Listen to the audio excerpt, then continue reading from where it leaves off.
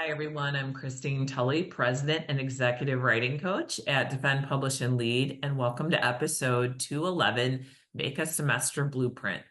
During January of 2025, Defend, Publish, and Lead has been offering a series about getting ready to write for the spring semester.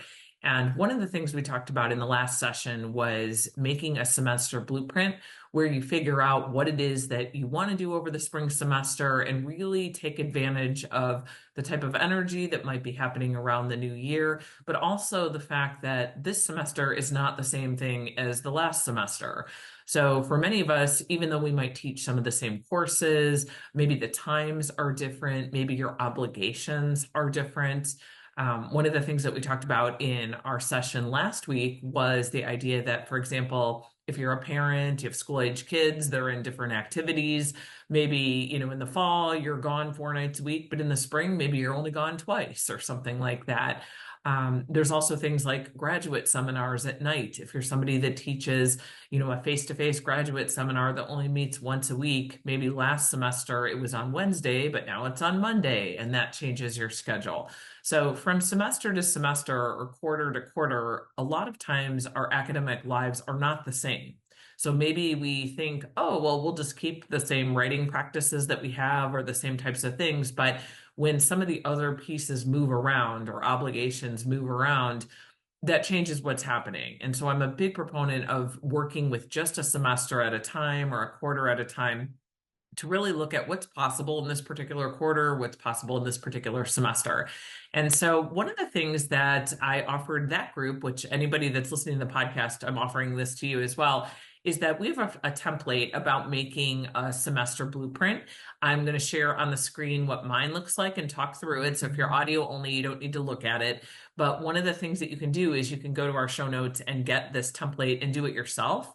I really recommend thinking through what your spring semester looks like and to figure out what's feasible. So on screen, I mentioned I'm showing a blueprint. I will put the link to a blank one in the show notes. And pretty much what it is it's inviting me to make some decisions about what I'm doing this semester in terms of time. So one of the things we talk about in our podcast, we definitely have an episode on this about writing the first day of class or the first week of class. This is, again, something that I also promote a lot because I know just from working with faculty writers over the past 20 something years, if you don't start writing the first week of the semester, it's really easy to let 3 or 4 weeks go by before you do some scholarly writing. And the other thing is that the first week of the spring semester or the spring quarter or your winter quarter, wherever we are in starting the process, that schedule has not been established yet. So it's time to insert scholarly writing so it becomes part of the schedule, if that makes sense. And so one of the ways to do that is to think through, when am I actually starting to write? So for me, it's the first day of the semester. So for me in 2025, it's on January 13th. So, and prior to that, somebody said, well, what were you doing since January 1st? That's some time that you could get some writing done. Quite frankly, I didn't do much writing. I was partly on a family vacation, but also I shouldn't say that I didn't do any writing. I did a lot of bits and pieces of little things I owed people. Like I had to write an abstract for something. I had to write a bio for something else. I did those little things, but otherwise I really didn't worry about that. I put away some holiday decorations, did some kind of much needed house cleaning, and I know that I can afford to, if we want to call it, waste time on those other activities because I know I'm starting on January 13th. So some of you may have already started, and that's great. If you haven't, and let's say it's already your first week of the semester, your quarter's already over, no big deal. Last week's episode was about a clean slate. Just start over again. Figure out this week, what's the first day I'm writing? And you can just start all over again. It's not a big thing. You can reset at any time. Other decisions I'm making that the template asks about are how many hours do I want to try to write per week this semester or this quarter? I don't care what I was doing in the fall or what I was doing last summer. I only care about this semester.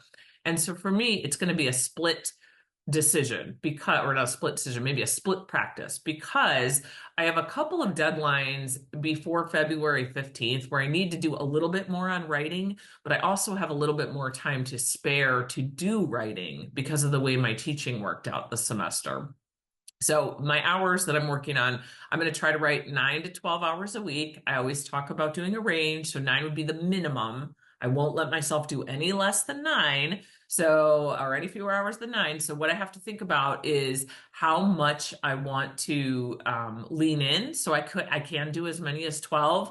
Once I'm at 12, I probably won't do more than that. Like logistically, that wouldn't fit in my schedule. But I sort of like a low end and a high end. And as long as I hit somewhere in that range, whether it's 9 or whether it's 12, that week is what I would deem a success in terms of spending my time on writing.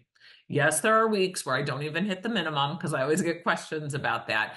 But I find if I know I must write at least 9 hours a week, I will work a lot harder on, say, Thursday if I know I'm only at 6.5 to go get those other hours somewhere. So that might mean that I'm shedding a few activities or I'm getting up an hour earlier or going to bed maybe a little bit later just to make sure I'm hitting that box because I know that's about what I need to be doing.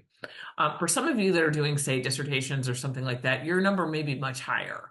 So I'm at a point where I don't need to do more than that. That's kind of my sweet spot for what I want to do, where I find writing enjoyable. But, if you have, say, your tenure dossier is due or your dissertation has to happen, you may have to do 20 or you might have to do 25, and that's fine. That's fine. We can talk about those big ranges of writing that time, and we'll do some podcast episodes on that. So the other thing that I think about too is when am I going to do this writing? This particular semester, I am teaching all online and asynchronously, which I don't think I've ever had a semester where I've done it that way, except maybe, one of the COVID ones, maybe. But one of the things that I have found with this is that it seems like I have all this free time because I can kind of decide when to do everything. However, I do have lots of little odds and ends type meetings that sort of interfere with my weekday mornings when I like to write. So I just said 2 hours. I should shoot for 2 hours a day on the weekdays, which would be 10 hours a week, sometime between 9 a.m. and 12:30. So somewhere in that range, I'm going to try to hit 2 hours a day. There are some times, and you might be wondering, like, how does that math add up? 2 hours a day times 5 days, 5 weekdays would be 10. And I mentioned a range of 9 to 12. That's partly because I know there'll be some interruptions. I'll have some weeks where maybe I can only, get 9 or 9.5. Maybe one day I'm traveling, so I can't hit one of those weekdays. But also on some of those weekdays, I have a little bit longer of a time period. Like sometimes I might have 2.5 hours available. So I'll try to use that. So this time I didn't make it a set schedule, like 10 a.m. to 12 or whatever, because I have more flexibility. But you may this semester see that, oh, my best time for writing, my best available time around my classes is this time between 12:30 and 1:45. If that's what it is, so be it. If you can, go ahead and block it now. That's something that we talked about, so nobody else grabs that time off your calendar. The other thing we talked a little bit about is what is your project, a priority project that you want to knock out in this particular semester or quarter? So for me, I'm working on my next book. It's a book about sabbaticals. I've mentioned some stuff about sabbaticals, and we have our special sabbatical podcast series. It's in our Defend, Publish, and Lead playlist on Apple, Spotify, YouTube, Libsyn, all the things. So if you're interested in any of those episodes, you can see some of them. But that particular book project is something where I need to have a full proposal, a chapter, table of contents, all the things that go with that project completed by February 15th for the press that wants it. So, it's something I know I have to do. It's my priority. It does not mean it's my only project. So the other thing on the template that I try to think through is what else has to happen in this particular semester. So what I have on here that on screen is a spring 2025 project list. So these are a couple things that I know right now have to be completed. This is definitely not all of them. I have many more that have to come in probably in March and April. But for me, I only decided to worry about the time period up until spring break. So I believe it's the first week in March. If I start writing on January 13th, I don't know how many weeks that is, but let's say it's 7-ish, 8-ish, something like that. What do I want to do in that time period? So for me, I know I have 3 major projects happening. One is I'm giving a lecture on my sabbatical research with Ohio State's Project Narrative. I was a visiting scholar there in the spring when I was on sabbatical or spring of 2024. And so this is the time that I'm giving a lecture about that research. So that's happening in the next week. So of course, I've got to be ready for that. That's an immediate deadline. I also just received my page proof edits for my academic motherhood books. I've mentioned that one many times, and I'm super excited to get these because the process is moving really quickly, but I also owe those back in about a week. So those two things are going to be my projects the first week of class. Those two things have to happen. The next thing, though, would be the whole book proposal, which is my priority project, meaning I want to make sure that I get this project completed by February 15th, or I guess March 1st at the latest. So one of the things I'd recommend thinking through is just what kinds of projects match up with your semester when you're making a blueprint. And then finally, I do a lot of work for Defend, Publish, and Lead. Obviously, like that is my other job as owner and president of the company. So I've got some other things that are listed as deadlines, and I just started thinking through what are some projects in January. You may have a similar scenario where you also have, let's say, some administrative work or some consulting work or some other things that you do that you want to keep in your project mix. Because the way I work on a lot of materials for Defend, Publish, and Lead, it is like preparing a lecture on research or something like that, because much of the time it is. So for me, I'm using that in my mix. So I know these are some things I still need to knock out.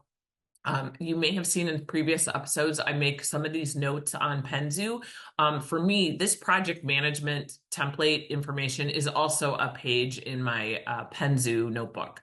So if you haven't seen our episodes on Penzu, I talk about them all the time. If you want to check it out, it's just PENZU. Free online notebook. So yes, I do have that information there, and that's where I would normally go to look at it. But this template, since it's free and I want to make sure everybody's got access to it, if you want to make a copy and do your own semester blueprint, you can. Also, as I conclude this episode, I want to point out a couple extra resources this semester to kick you off, or specifically this January. One would be if you want to be part of our January writing series and productivity series and you missed that somehow and you want to be a part of it, we are giving away a few more seats to that. So if you haven't registered for it and you want to get in, let me know. You can drop me an email at Christine@defendpublishlead.com and say, hey, can I get in there? How do I do that? I'm happy to let you in. We're talking about a lot of these issues. The other thing that I want to point out is on our website, which I'm now clicking over on screen. If you go to defendpublishlead.com, there's an orange button that says schedule a free consultation. So whether you are a current client of ours or working with us on something or not, or you're brand new to us, anybody this month can have a free 30 minutes with us. So if you already are somebody working with us, with one of our writing coaches, you can just get an extra 30 minutes added onto your time. Just email me to tell me you want it. So you do have to contact me to let me know you want it. But if you're somebody that hasn't worked with us and you're interested in just finding out what we're about, the free 30 minutes is no strings attached. And if you want, we can make your semester blueprint together. So I just showed a template. One of the best ways to kind of think through it is just to schedule a call, do it. You get the template when you're done. It's all completed and it's got your whole map of what your semester might look like. So I would recommend doing something like that to get yourself kicked off for this semester. I also mentioned another resource that's available to you. As always, we are partnered with Textbook and Academic Authors Association. So I encourage you to check them out and see what they're offering this semester. Again, favorite membership. They're one of our sponsors. They're our only sponsor at the current moment. And so that's also a great spot to just look for other academic resources. And they do a lot of things that we don't do, specifically with textbook support. So if you're somebody writing a textbook, I encourage you to check them out. Happy writing this week.